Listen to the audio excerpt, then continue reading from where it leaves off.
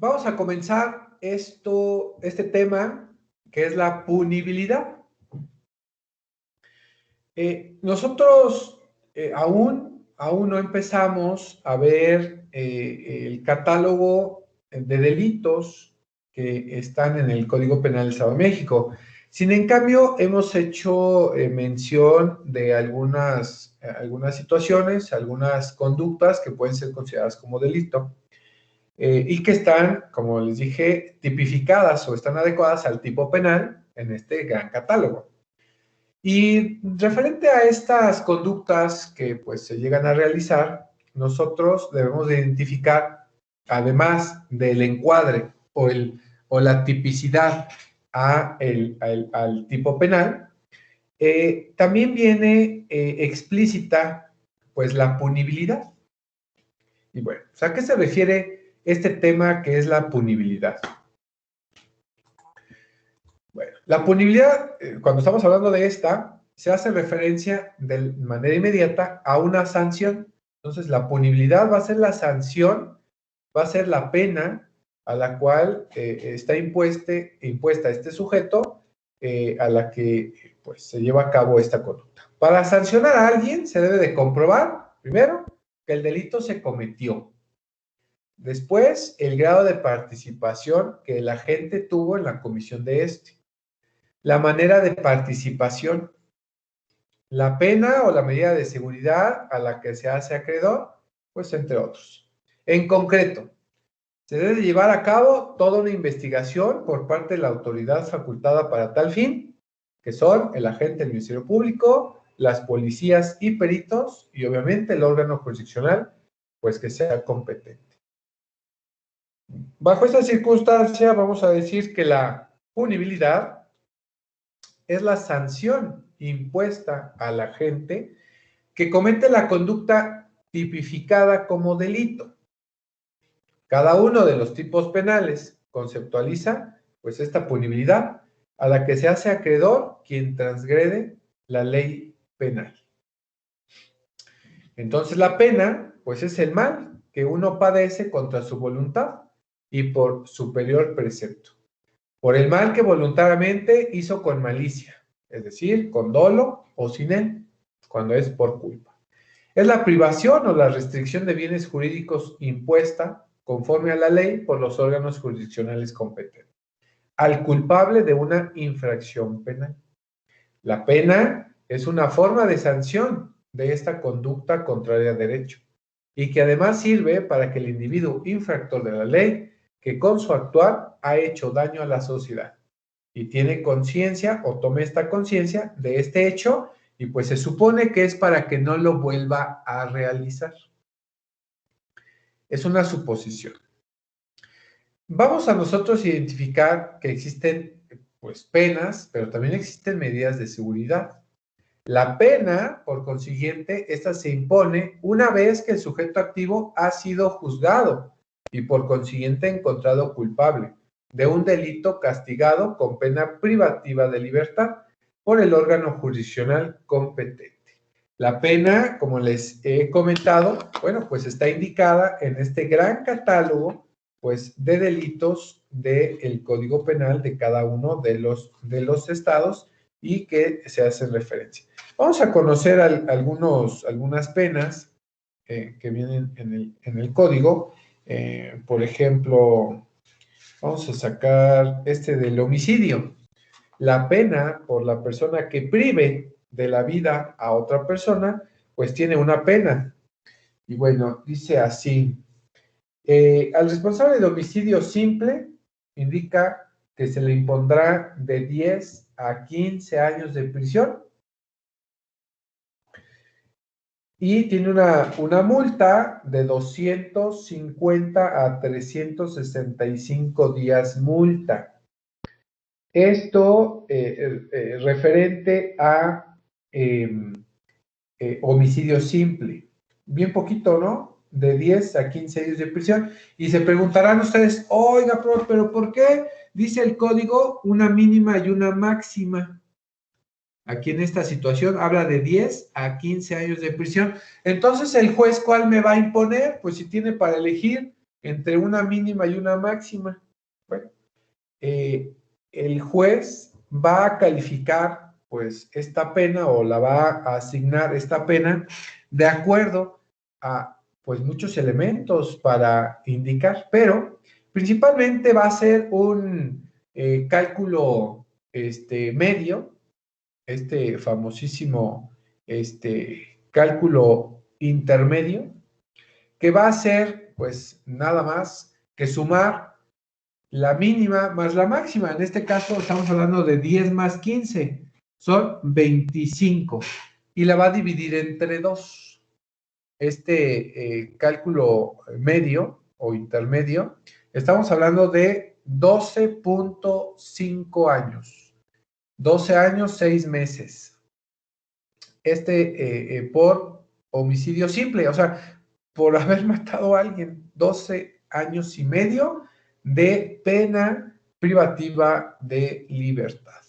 Imagínense. Eso es por un delito, pues, simple, sin ningún problema. Claro, hay algunos homicidios calificados, y bueno, cuando se dice que es calificado, es por razón de violencia, que haya una relación afectiva o de confianza, que haya cometido conducta sexual, que se constituya violencia familiar. Esto en cuanto a las calificaciones del delito de homicidio. Pero imagínense, ya cuando hay un homicidio calificado, aquí está más grave, de 40 a 70 años de prisión. Y aquí no recuerdo si hubo una reforma muy reciente con prisión vitalicia. Entonces, simplemente pongamos este ejemplo, de 40 a 70, ¿cuántos son? Son 110 años. Entre 2 son 55 años de prisión. Pues ya, imagínate, y el delincuente lo cometió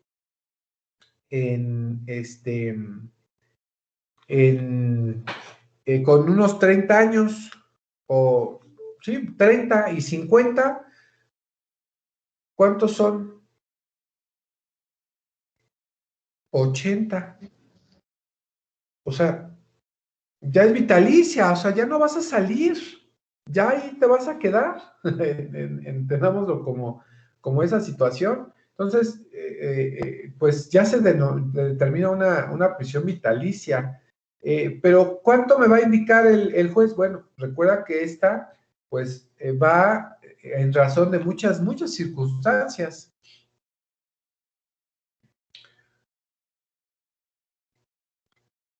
Les voy a decir cuáles son.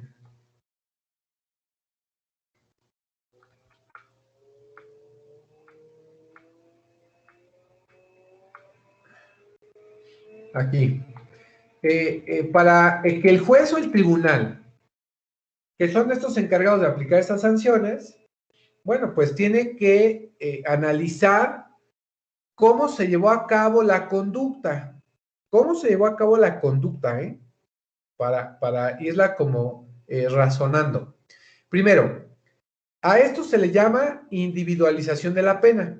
Es decir, recuerden que si el acto o el delito lo cometieron ciertas personas, cada uno de ellos tiene, pues, una forma distinta de cómo se realizó y por consiguiente tendrá una pena distinta. Bueno, entonces, se van a tomar circunstancias en la comisión del delito, las condiciones en el momento de la comisión, la personalidad del sujeto activo, su educación, su religión, si pertenece o no a un grupo étnico que se rija por costumbres, si tiene antecedentes penales, por qué motivo ha sido sentenciado, si ha compurgado pena privativa de libertad, por qué motivo y por cuánto tiempo. Tiene que analizar muchas situaciones como la magnitud del daño causado al bien jurídico o del peligro a que se hubiese expuesto, obviamente a la víctima, la naturaleza de la acción u omisión, de los medios empleados para ejecutar la acción, las circunstancias de tiempo, modo, lugar y circunstancia, así como la ocasión del hecho realizado, la forma y grado de intervención del agente en la comisión del delito, así como la calidad y la de la víctima u ofendido, su edad, la educación, la ilustración, las costumbres, las condiciones sociales y económicas del sujeto, así como los motivos que lo impulsaron o determinaron a delinquir. Cuando el procesado pertenecía a algún grupo, algún pueblo o comunidad indígena, se tomará en cuenta, además de sus usos y costumbres. También el comportamiento posterior del acusado con relación al delito cometido, o sea, si está arrepentido, si no, todos esos comportamientos. Y demás condiciones especiales y personales en que se encontraba el agente en el momento de la comisión del delito, siempre y cuando sean relevantes para determinar la posibilidad de haber ajustado su conducta a las exigencias de la norma. Entonces viene todo eso. Si vienen tentativas, si fue en concurso de delitos, si hubo complicidad, si hay un atenuante, si hay una calificación del delito, o sea, si es un delito grave. Esta aplicación de la pena estará estrechamente relacionada con la manera y las circunstancias en la comisión del hecho delictivo. ¿Sale? Como les dije, hay tentativas. En este delito de homicidio, claro, así como hay agravante, que para que sea un homicidio calificado, también hay atenuantes. Fíjense, atenúan la penalidad del delito de homicidio cuando el delito se cometió en riña o duelo. Atenuante quiere decir que va a bajar la pena, que es más, que no hay tanta brutalidad, ¿no? En este caso, fíjense, si hay riña o duelo, se va a imponer, fíjense, el homicidio simple era de 10 a 15, pero como se va a atenuar por riña o duelo, es de 3 a 10.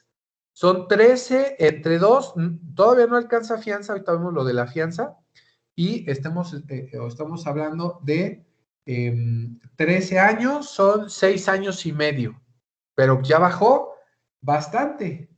Esto en cuanto a la riña de duelo. Ahora, si se cometió bajo estas circunstancias que voy a leer, son de 5 a 20 años de prisión. Igual, un poquito atenuado, pero sí es grave. Por ejemplo, en estado de emoción violenta, en vindicación a la ofensa grave y por móvil de piedad, ¿no? Esto en cuanto a de 5 a 20.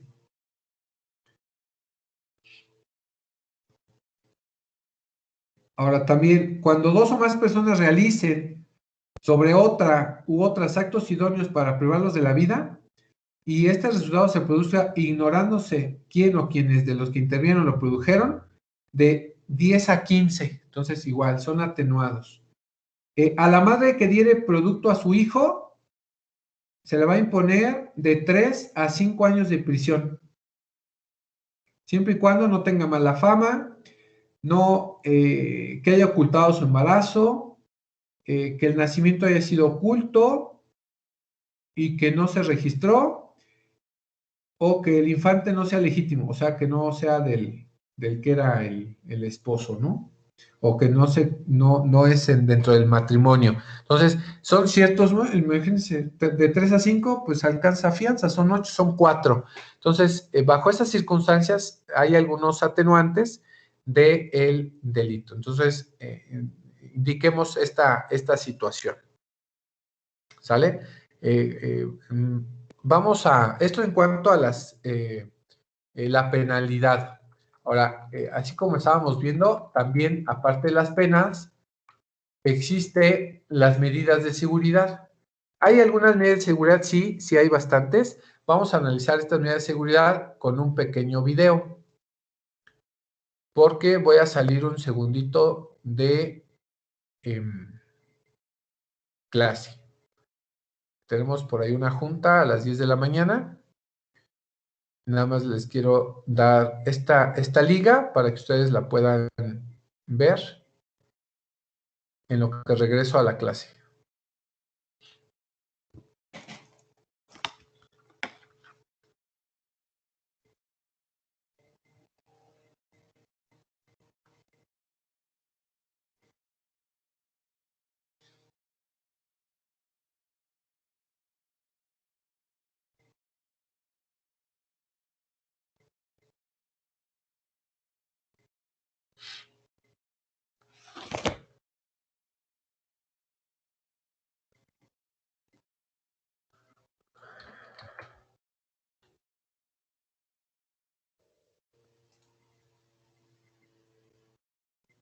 En el chat puse un link. Por favor, vean estas medidas cautelares, este video. O es más, esperen un segundo. Se los voy a poner en lo que veo cómo me conecto.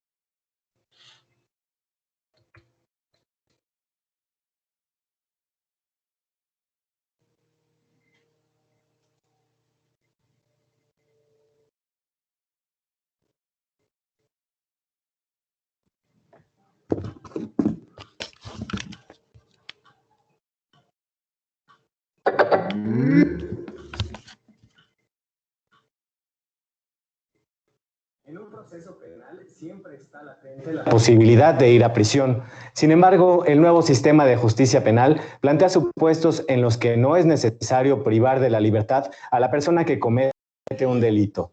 Hoy platicaremos de las medidas cautelares que establece el sistema penal acusatorio en México. Mi nombre es Emanuel Saldaña. Quédate con nosotros. Ya inicia Te Defendemos.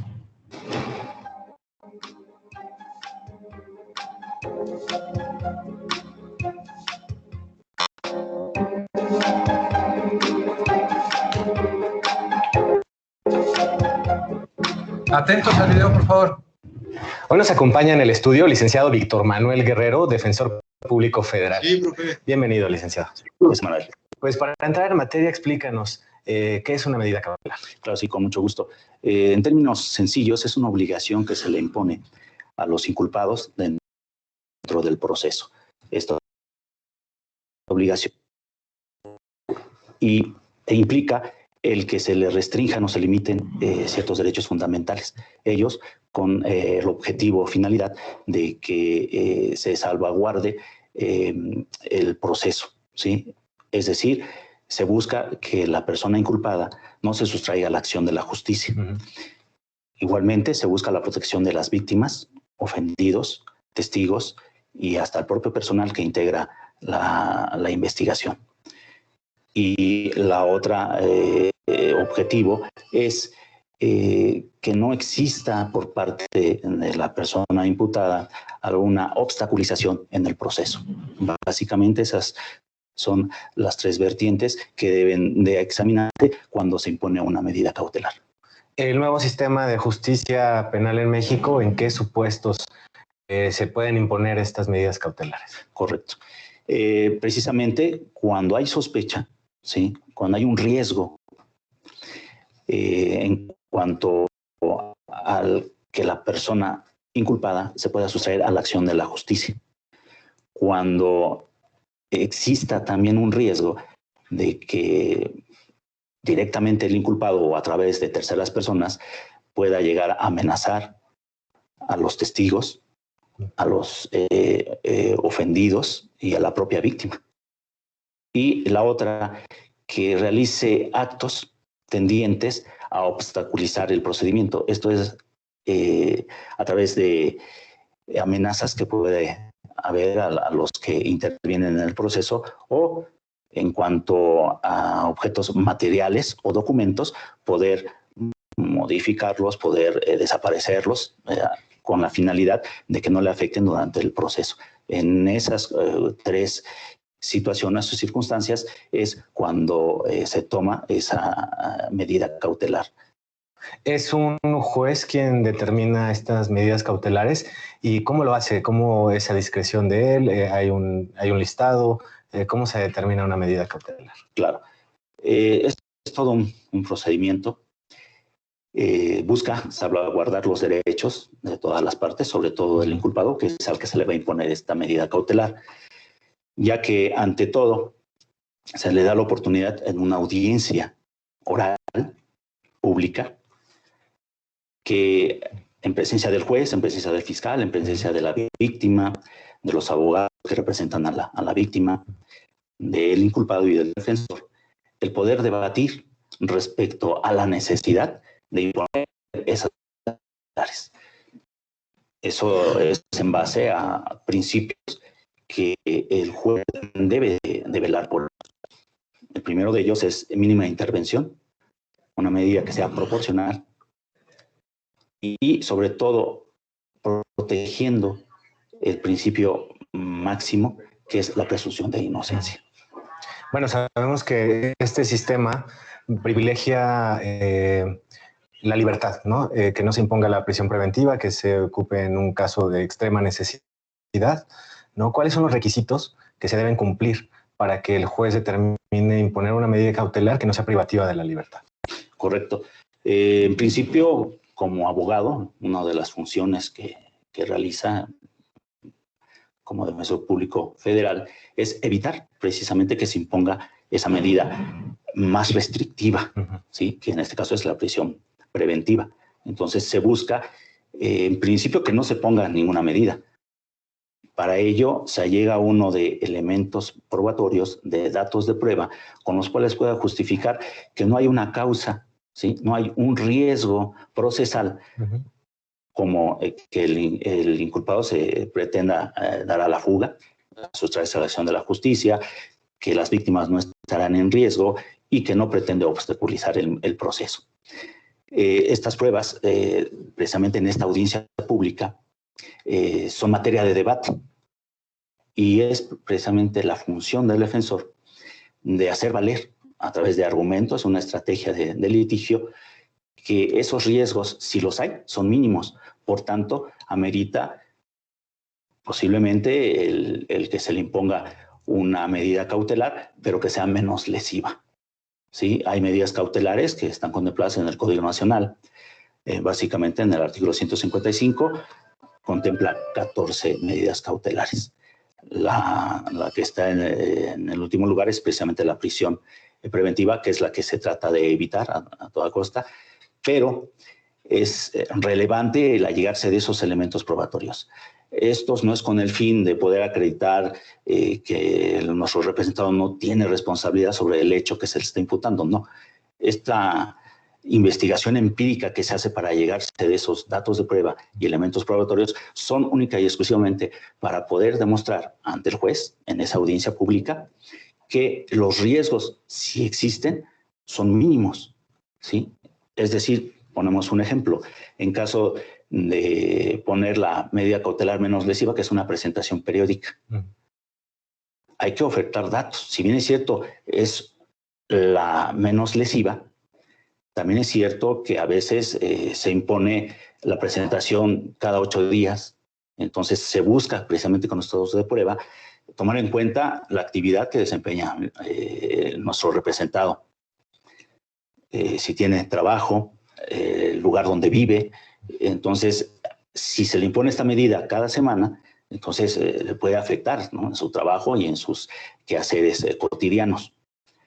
Entonces se busca que esta medida sea un poquito más amplia, cada 15 días, posiblemente cada mes.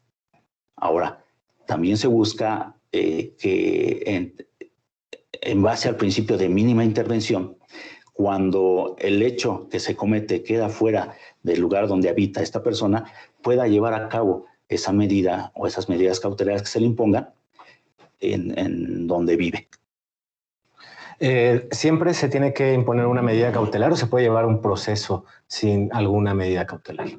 Bueno, atendiendo precisamente al riesgo que puede implicar el sustraerse a la acción de la justicia, al que las víctimas puedan estar bajo amenaza, los ofendidos, o que se pretenda obstaculizar el proceso, sí amerita una medida cautelar. Pero si nosotros como defensores comprobamos que no existe ese riesgo, en realidad, en gestiones que yo he realizado en el Centro de Justicia, sí se ha dado el caso que no se le impone ninguna medida cautelar. Eso es lo ideal. La norma es que se investigue para detener y no viceversa, que se detenga para investigar. Perfecto. Pues bueno, es momento de hacer una pausa. Al regresar seguimos hablando sobre estas medidas cautelares en el nuevo sistema de justicia penal. Claro que sí, Manuel. Vamos al corte, regresamos.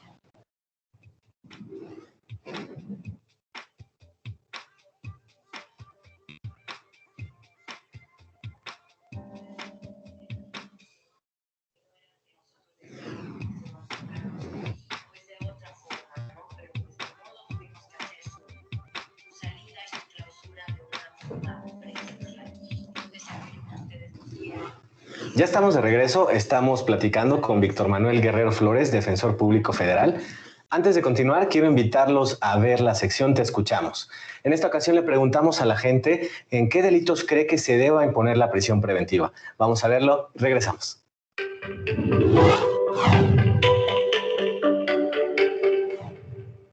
Pues yo creo que serían en los delitos donde el delincuente pueda volver a caer en cometer el delito, ¿no? Antes de que su juicio sea totalmente acabado. O sea, me imagino, no sé, una persona, un secuestrador, yo pienso que tiene la oportunidad de escapar, la oportunidad de cometer algún otro delito en lo que está en libertad. Los delitos que no ameriten medidas preventivas son la violación, secuestro y el robo. Son delitos patrimoniales. Pues atacando a las mujeres, el robo, la venta de, ¿cómo se llama? Estupefacientes. No necesariamente en los delitos, ¿cómo le diré? No en todos, obviamente, porque hay unos que, pues, accidentalmente sucedió ese hecho, ¿sí?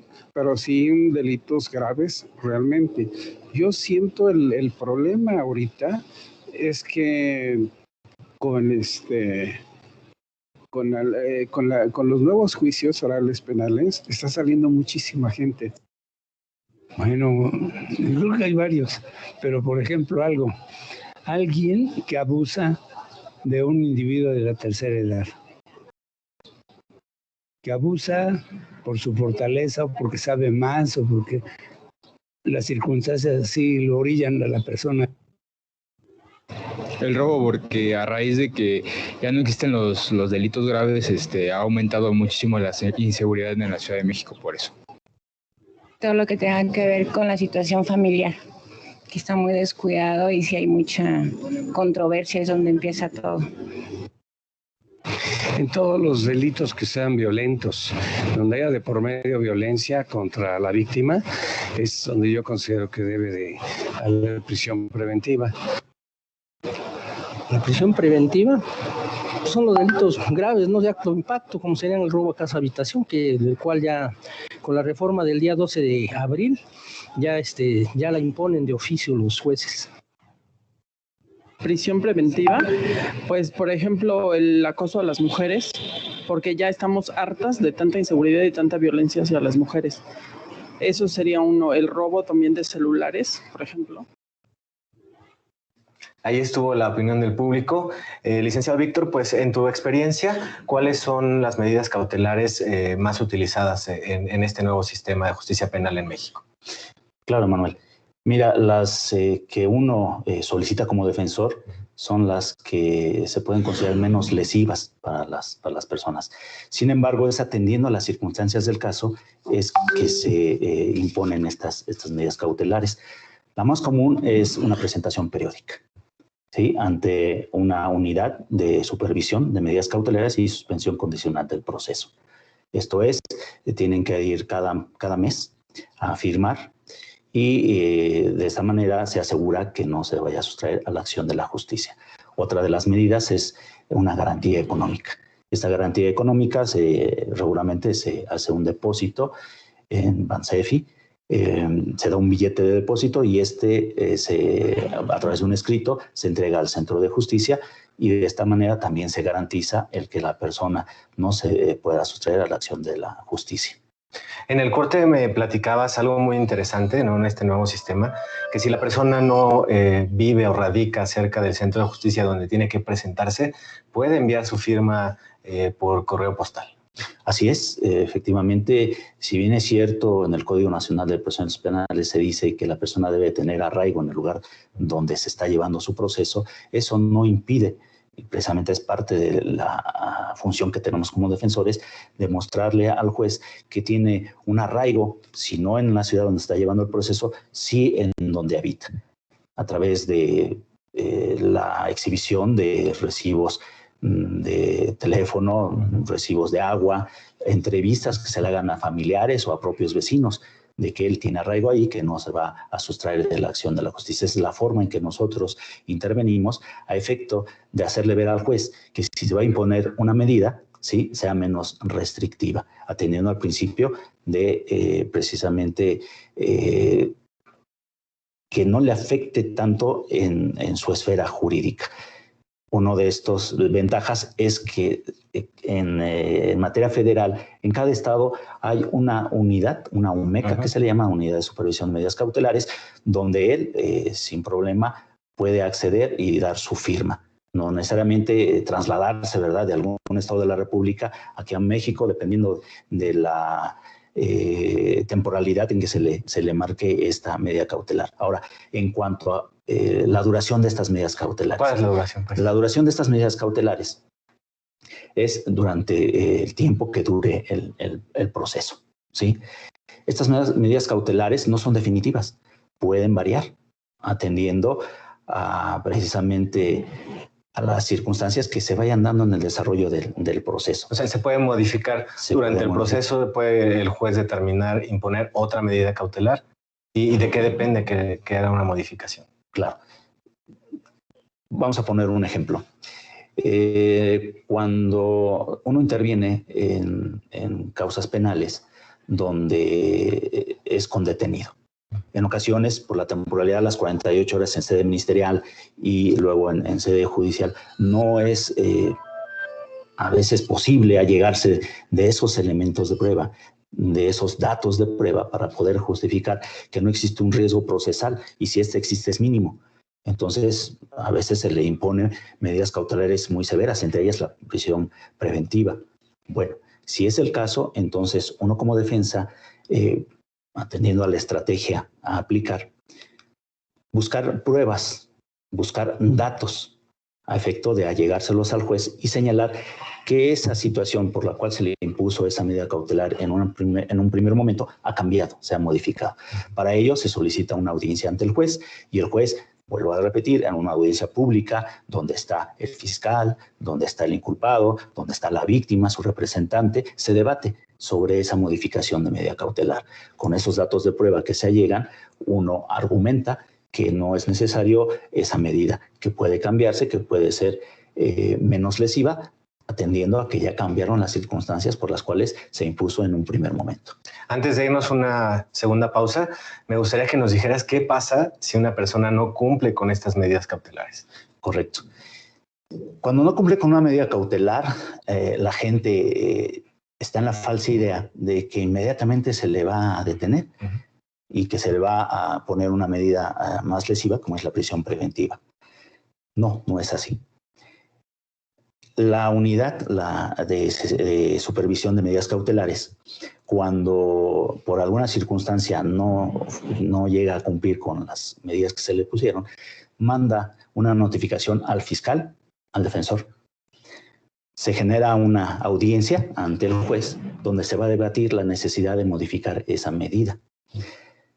No es de facto que se le prive de la libertad. ¿Por qué? Porque la ley prevé que si se justifica la falta o el que no haya asistido a cumplir esa medida cautelar, es posible que se le vuelva a dar esa oportunidad. O que se le pueda modificar. Esto es ante sede jurisdiccional, el juez es el que contempla esa circunstancia y solamente que ya sea reiterativa esa conducta, posiblemente sí se le imponga la medida más lesiva, que es la prisión preventiva. Muy bien, pues bueno, ahora sí nos vamos a la pausa y al regresar ya tenemos algunas llamadas del auditorio para darle respuesta. Vamos al corte, no le cambies.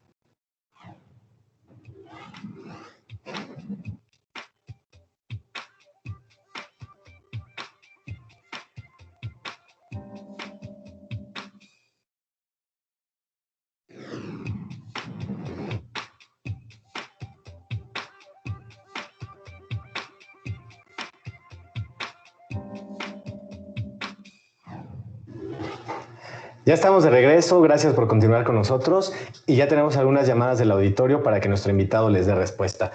La primera llamada es de una señora que nos indica que su hijo fue detenido y le impusieron una medida cautelar de prisión justificada. Ella pregunta qué puede hacer para que salga de ahí. Bueno, como ya lo estuve narrando previamente, hay forma de que estas medidas cautelares puedan ser revisadas y en un momento dado justificadas. Posiblemente se le impuso esta medida por no haber acreditado su arraigo, por no haber justificado que tiene un trabajo o que tiene cierta residencia en un lugar determinado y que como está fuera del centro de justicia donde se lleva a su causa penal, pudieran haberle impuesto esta medida.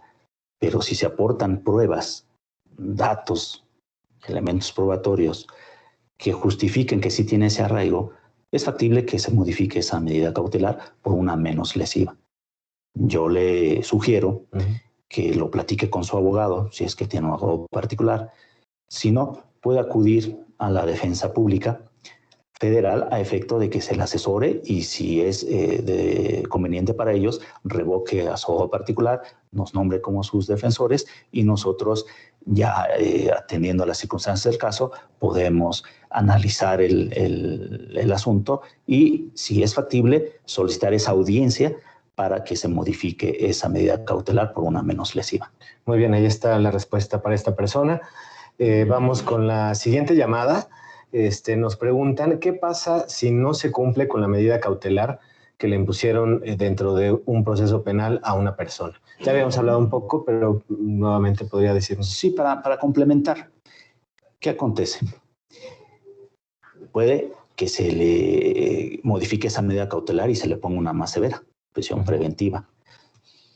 También sucede que, por ejemplo, cuando son medidas cautelares de restricción, de acudir a ciertos lugares, acudir con ciertas personas, y si él falta a esa medida cautelar, a esa disposición, entonces hay como una advertencia por parte del juez.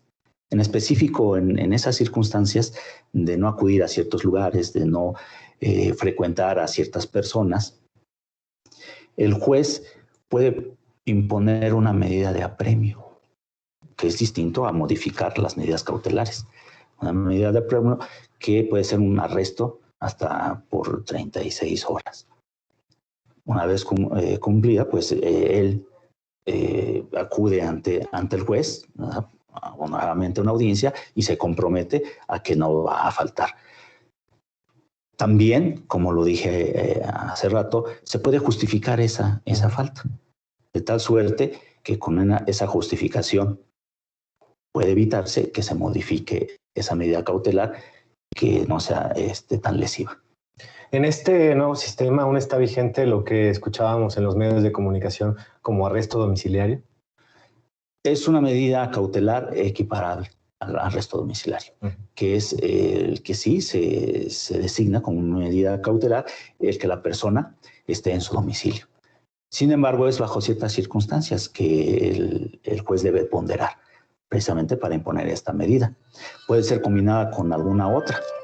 O este arresto domiciliario es, por ejemplo, cuando las personas ya son mayores de 70 años, tienen alguna enfermedad, personas. Aquí se ve también lo que es la equidad de género, madres embarazadas, madres en lactancia. En lugar de una medida que puede implicar a lo mejor una prisión preventiva, sustituirla por una medida menos lesiva, que es estar en su hogar, obviamente sobre vigilancia. Muy bien. Vamos con una llamada más. Esta fue una de las más comunes. Pregunta la gente, ¿quién se encarga de la supervisión de la medida cautelar? Es la Unidad de Supervisión de Medidas Cautelares y Suspensión Condicional de Proceso, dependiente de la Secretaría de Seguridad Pública Federal. Esta oficina está integrada por profesionistas, por abogados, por psicólogos, por trabajadores sociales, que son los encargados de verificar que se cumplan estas medidas cautelares tal como se dispuso por parte del juez. En caso de no cumplirlo, ellos a través de la persona moral, el aval moral que acompaña a todos los inculpados cuando se les impone esa medida y están bajo supervisión de esta unidad, primero se contacta con ellos para ver por qué razón faltó a firmar, poniendo el ejemplo de que se le haya puesto la medida de presentación periódica. Posteriormente, si no justifica esa falta, entonces es cuando se le da vista al fiscal, al defensor, y se solicita audiencia para debatir si es factible cambiar o modificar esa medida. Pero la encargada precisamente de verificar que se cumpla a cabalidad la determinación del juez en tratándose de esta medida cautelar es esa unidad. Muy bien, pues muchísimas gracias, licenciado Víctor Manuel, por darle respuesta a estas inquietudes del auditorio. Y antes de irnos, me gustaría que invites a la gente a comunicarse. ¿Dónde pueden hacerlo? Claro que sí. Las personas que estén interesadas en contactar a la Defensoría Pública Federal, en cada estado hay una delegación de la Defensoría Pública Federal donde pueden acudir. Si por alguna situación de logística no podrían acudir en forma personal, tenemos un servicio telefónico, Defensatel, donde se pueden comunicar y con mucho gusto son atendidas por defensores públicos, quienes las van a asesorar y en su momento, ponderando cuál es su duda, cuál es su necesidad de servicio, los puede canalizar al área correspondiente. Así es que se pueden comunicar a un teléfono 0800, es 01800 22 42 42 6. Es un servicio de 9 de la mañana a 6 de la tarde, de lunes a viernes. Muy bien, pues ahora sí, ya nos vamos. Licenciado Víctor Manuel Guerrero Flores, Defensor Público Federal, muchas gracias por esta conversación. Gracias. Muchas gracias. Ya se terminó mi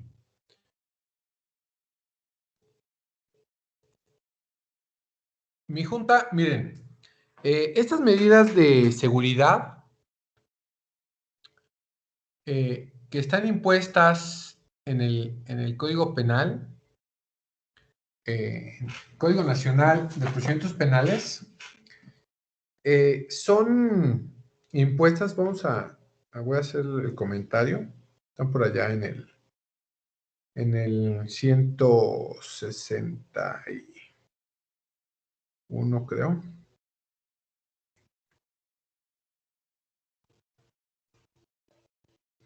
Miren, ¿cuáles son estas medidas cautelares? Artículo 153 del Código Nacional de Procedimientos Penales. Lo voy a leer. Dice, reglas generales. Las medidas cautelares serán impuestas mediante resolución judicial. Entonces, tiene que existir una resolución judicial. Por el tiempo indispensable para asegurar la presencia del imputado en el procedimiento, garantizar la seguridad de la víctima o ofendido o del testigo, o evitar la obstaculización del procedimiento. Por eso es que esas medidas de seguridad pues, son impuestas para evitar que el sujeto se sustraiga de la acción de la justicia, para sancionarlo por la comisión de una conducta no grave, por la que se merezca una sanción pecuniaria o incluso puede ser de índole educativa, médica, psicológica o mixta. Bueno, creo que en el video por ahí explicaron algo parecido. Entonces, le va a corresponder entonces al titular, al juez de medidas cautelares, que se impongan este tipo.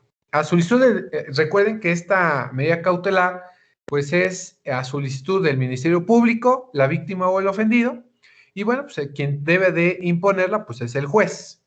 Y y pues tiene diversas medidas cautelares.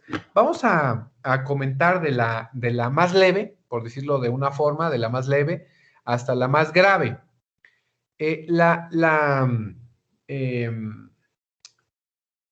Por comentar de este grado, pues están complementadas en el artículo 155 del Código Nacional de Procedimientos Penales y narra lo siguiente. Primero, la presentación periódica ante el juez o ante autoridad distinta que aquel designe. Sí, claro.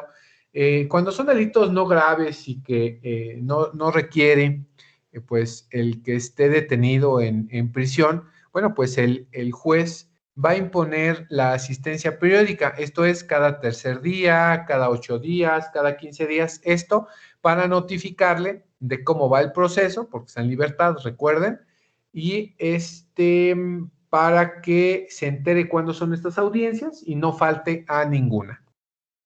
2, la exhibición de una garantía económica. Sí, claro, acuérdense que es bajo caución, entonces se debe presentar una garantía económica. Esto para, en el caso de que se sustraiga de esta acción de la justicia, bueno, pues haya o exista esta garantía para reparar el daño.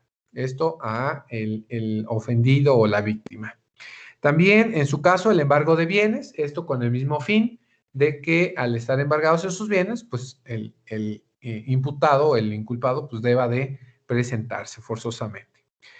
Cuarta, la inmovilización de cuentas y demás valores que se encuentren dentro del sistema financiero, esto con el mismo fin de que se pueda reparar pues el daño.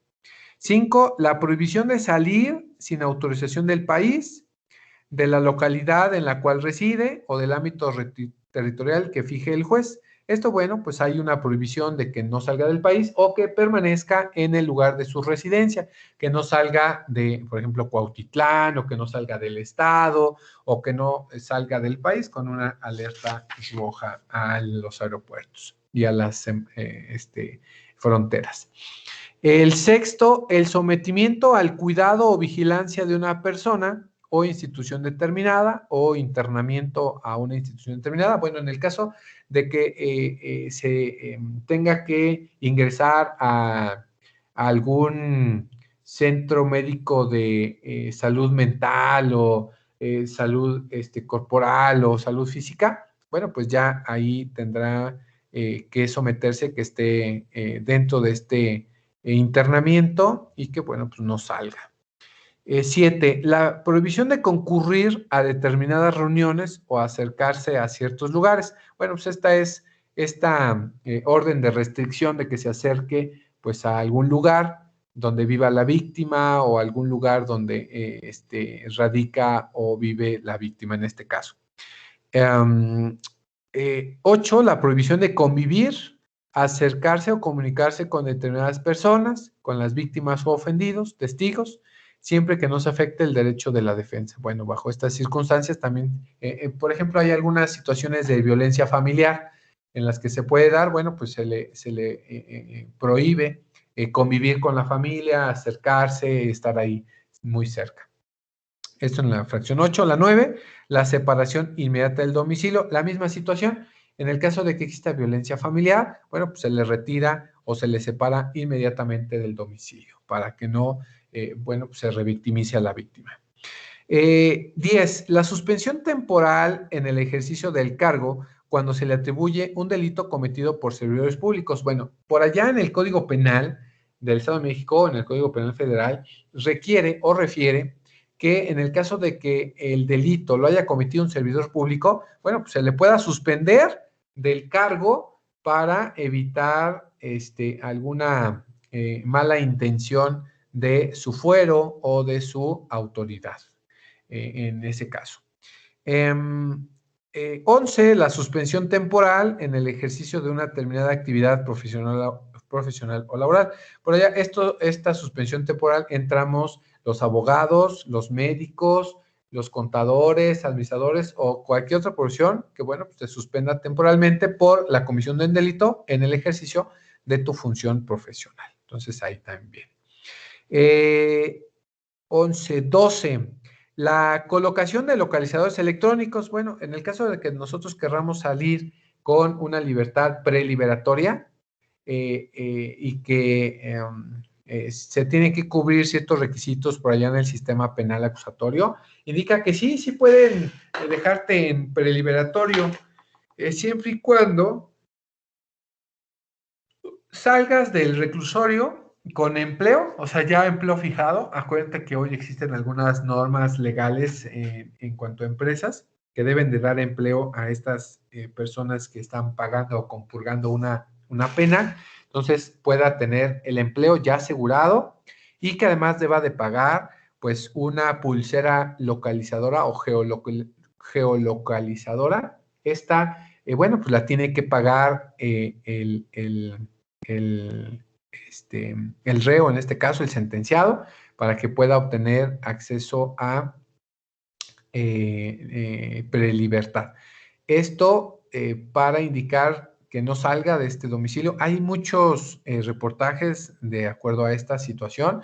Se puede otorgar siempre y cuando ya haya cumplido la mitad de su pena y que haya tenido buena conducta y que esté por ahí en algunas talleres en el reclusorio y demás. Y pagar este localizador, un localizador, una pulserita que va en el tobillo, en la muñeca, cuesta alrededor de 8,000, 20,000 pesos, dependiendo pues cuál haya y cuál tenga habilitado el Poder Judicial para poderlo colocar.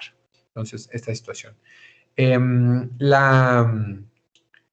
Número 13, el resguardo en su propio domicilio con las modalidades que disponga el juez. Bueno, pues esto es el arraigo domiciliario, ¿no? Esto lo conocemos como el arraigo.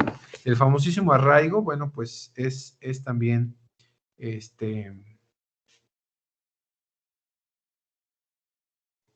una medida cautelar y que, bueno, pues está aprobada y que se puede llevar a cabo. Este arraigo, que es pues ya el penúltimo, por decirlo así, grave. Pues, imagínense el arraigo, que no poder salir, estar en tu domicilio, pues mientras no se resuelva tu situación jurídica. Y la más grave, por decirlo de una forma, pues es la prisión preventiva. Esto es para, como medida de seguridad, medida cautelar, esto para que no se sustraiga de la justicia, para evitar y que se pueda llevar a cabo en cuanto a el proceso penal que está en su contra, la investigación y al final su resolución. Esto es para eso se ocupa.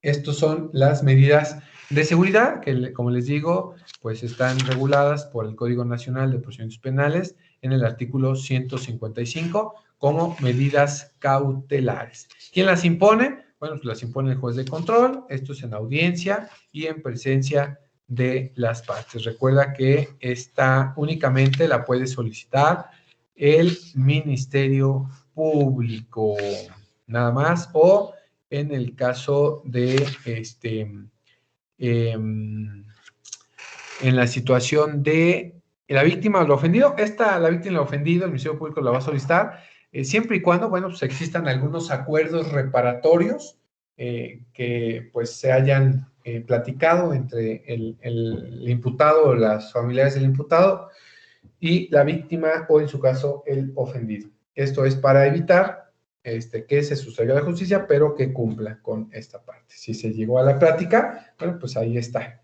Ahí tenemos esa oportunidad de poderse llevar a cabo. Importantísimo esta opción de que exista, ¿no? Bueno, las clases de pena que se van a conocer bajo estas circunstancias, bueno, pues existe la pena capital, en la cual se priva de la vida del delincuente, la pena aflictiva, que hace sufrir físicamente al culpable, la pena infamante, que esta lesiona al delincuente en el patrimonio del honor, y la pena pecuniaria, que, bueno, aquella disminución en nuestras riquezas, sancionada por la ley, como un castigo de haber cometido esa conducta que está encuadrada a un tipo penal o a un delito. Las infamantes o las de muerte, bueno, recuerden que Vicente Fox abrogó esta situación de la pena de muerte por allá en el 2005, y que bueno, recordemos que era necesario abolir esta pena de muerte por estos derechos humanos, ¿no?, que llegan a tener los ciudadanos, y bueno, también los delincuentes, bueno, pues tienen sus derechos humanos y hay que corroborarlos. Por ahí dice el artículo 22 constitucional, queda prohibida la pena de muerte. Pues ahí está ya, ¿no? Queda totalmente prohibida. También las infames, que es cuando se infligen dolor, también el artículo 22, pues ahí lo dice, queda prohibida la mutilación, la infamia, la marca, los azotes, los palos, el tormento. Entonces, bueno, pues estos dos delitos de pena de muerte, los infamantes, en los cuales se hacía sufrir físicamente, y la muerte, bueno, pues quedaron abolidas, quedaron derogadas de nuestra Constitución, artículo 22, entonces, bueno, pues ahí se dispone.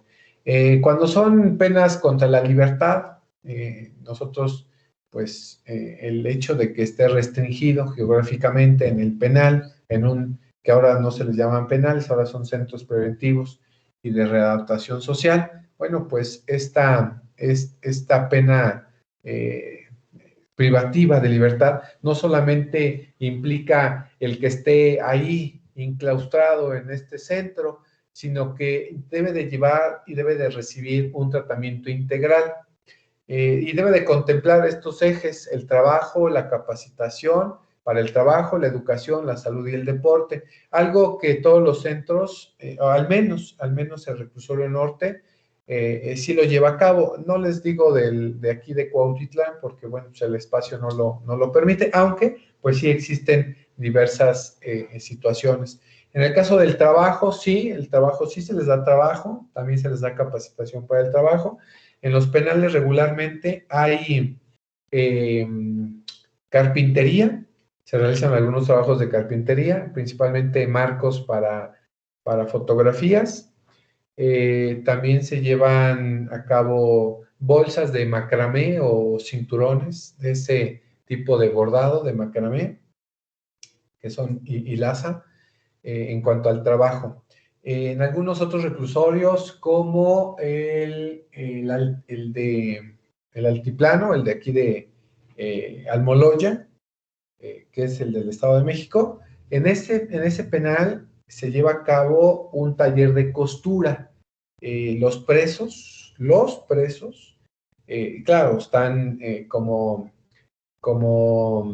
seleccionados, porque ¿qué creen? Que aquí en el penal de Toluca realizan la mano de obra de esta marca muy conocida para ustedes, niñas, Vicky Form. Vicky Form manda o tiene un taller más o menos como de 50 o 100 máquinas de coser en el penal de Almoloya, esta que está aquí en el Estado de México, y realizan algunas prendas de Vicky Form, ya saben, lencería femenina. Una cierta línea la fabrican ahí en el penal. Claro, hay pues una selección idónea de estos trabajadores que se dedican a la costura para pues evitar cualquier situación.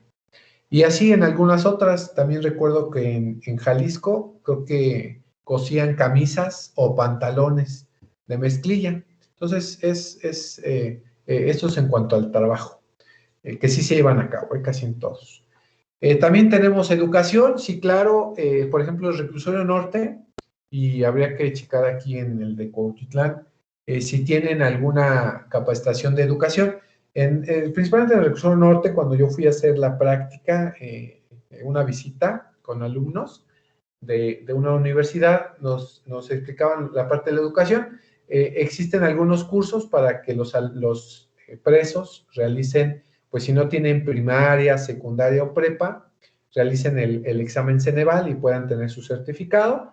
Y en la Universidad de la Ciudad de México, la pública, también llevaba la carrera de Derecho. Muchos presos deciden, pues en el transcurso de su proceso, deciden estudiar Derecho, pues para ver qué onda, ¿no? Entonces también en el Reclusorio Norte llevan la licenciatura en Derecho y se han titulado muchos presos. Imagínense, la licenciatura son de 3, 4 años, y bueno, pues alguien que está preso pues dura a veces hasta más, entonces es parte de la educación que llegan a prestar. En cuanto a la salud, sí, existen, híjole, cierto cuidado con la salud. Imagínense ahorita en pandemia, que es una situación medio rara, pero existe también esta parte de la salud, no solamente física o de viral, también salud psicológica, salud sexual, para que se puedas ir tú a una visita conyugal. Tanto el visitado como el visitante debe entregar exámenes regularmente cada 3 o cada 6 meses de VIH o de alguna enfermedad de transmisión sexual. Esto para que, bueno, pues imagínense, ¿no? Que vayan a tener epidemias por allá de alguna enfermedad, que sí se ha dado en el Reclusorio Norte, a veces se da muy seguido, de que tengan por ahí un contagio sexual. No me digan cómo es que se da, pero pues se llegan a dar enfermedades de transmisión sexual en el penal. No me pregunten cómo.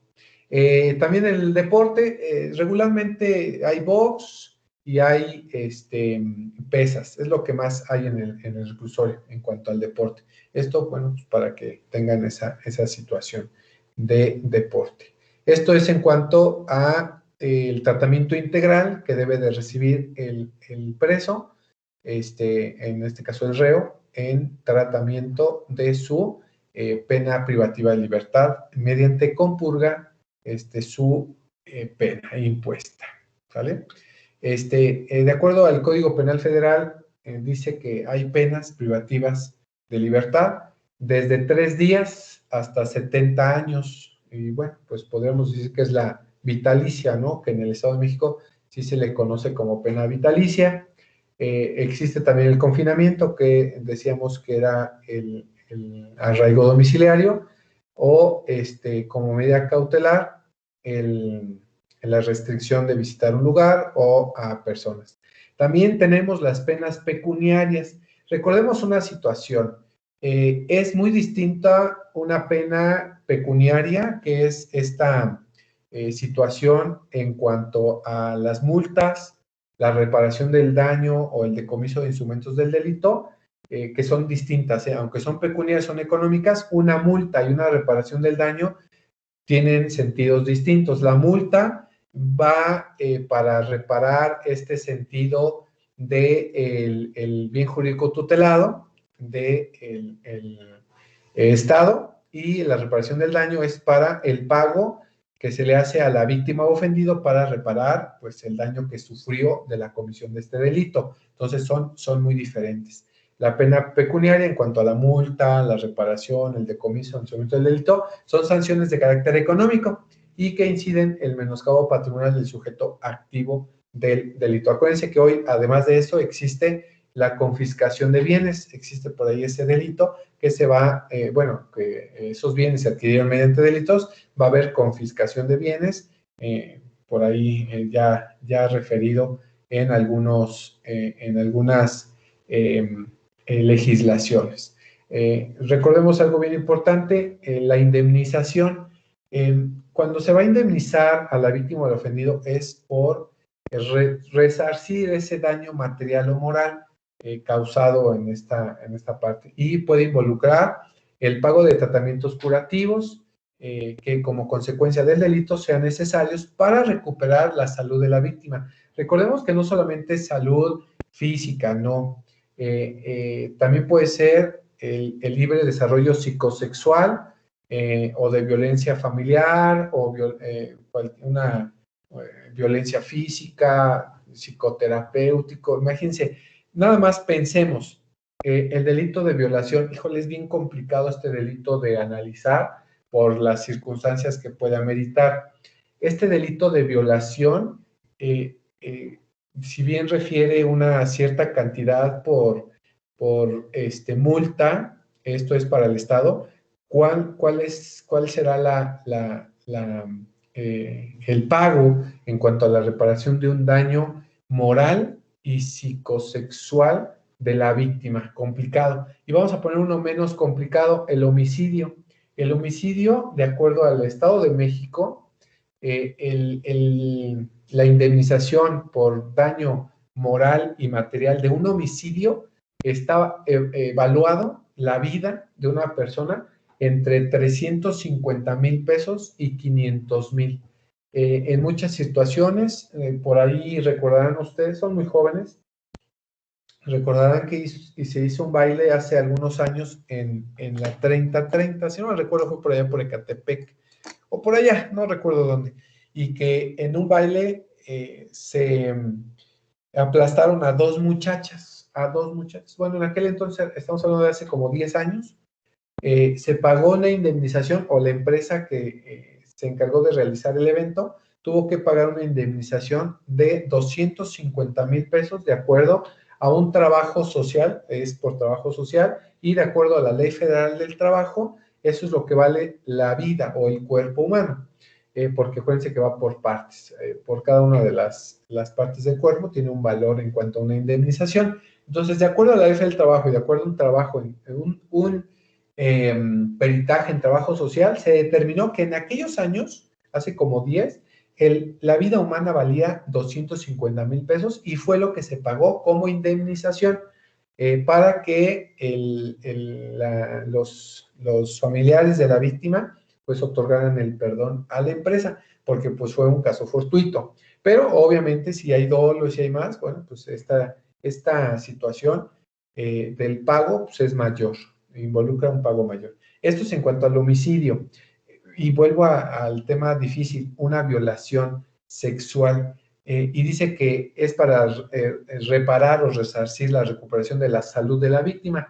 Una persona que ha sido violada, pues creo que una indemnización no es suficiente para reparar ese daño. Así sea el 1,000,000 de pesos, no sé, porque se puede evaluar en cuanto a recuperar esa salud sexual, pero esa salud psicosexual para la reparación. Es muy, muy complicado este tema, ¿no? Cuando veamos esta situación, bueno, pues se nos va a complicar un poquito. También viene el resarcimiento de los perjuicios ocasionados, en el caso de principalmente materiales, ¿no? En el resarcimiento. Entonces, ahí está. El delito que o bueno,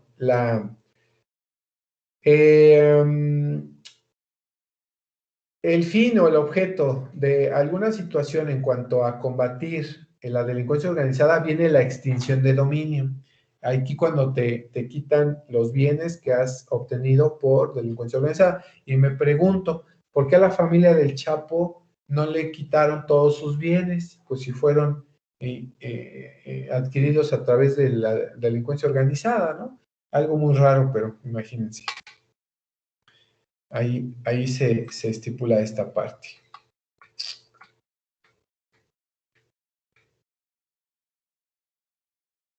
Y bueno, jóvenes, ¿alguna duda?